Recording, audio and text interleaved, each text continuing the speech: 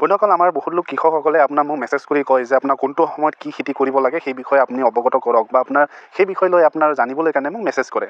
তো গতিকে বন্ধুসকল আজি আপোনালোকক এই ভিডিঅ'টিৰ জৰিয়তে সেই বিষয়ে আপোনালোকক মই জনাবলৈ কাৰণে চেষ্টা কৰিম।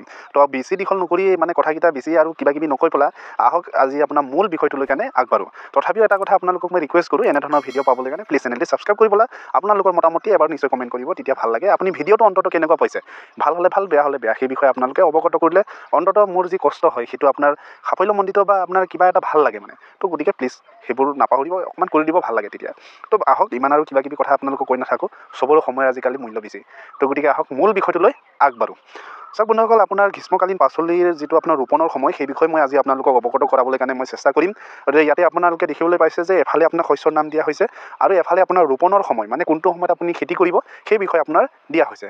তো গতিকে প্ৰথম আৰম্ভ কৰোঁ আপোনাৰ খেতি কৰিবলৈ কাৰণে বৰ্তমান সময়ত উপযুক্ত সময় বৰ্তমান চলি আছে।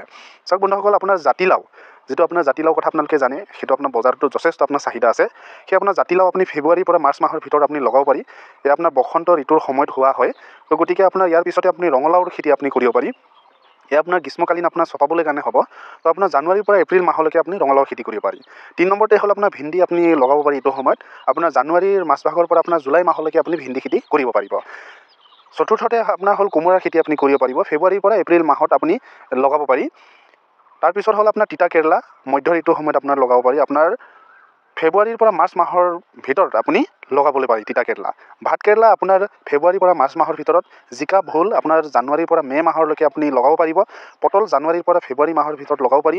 তিয়ঁহ আপোনাৰ মাৰ্চৰ পৰা এপ্ৰিল মাহলৈকে আপুনি লগাব পাৰিব। লেচেৰা মাহ আপোনাৰ মাৰ্চৰ পৰা এপ্ৰিল মাহৰ ভিতৰত আপোনাৰ লগাব পাৰি আৰু ধুন্দুলি এপ্ৰিল মাহৰ পৰা জুন মাহৰ ভিতৰত আপুনি লগাব পাৰি।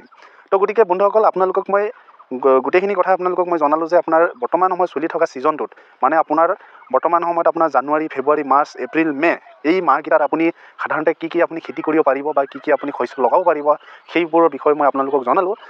ইয়াৰ উপৰিও যদি আপুনি আৰু কিবা যদি কথা জানিব বিচাৰে বা আপোনাৰ অন্য বিভিন্ন ধৰণৰ শাক পাচলি আছে বা তৰকাৰী তেনেকুৱা আছে যিটো নেকি আপোনাৰ লগাবলৈ কাৰণে কোনটো সময়ত উপযুক্ত বা আপোনাৰ কেনেধৰণৰ লগাব লাগে সেই বিষয়ে যদি কিবা অৱগত বা আপোনালোকে যদি কিবা জানিবলৈ বিচাৰে কমেণ্ট কৰি মই ৰিপ্লাই দিবলৈ কাৰণে চেষ্টা কৰিম।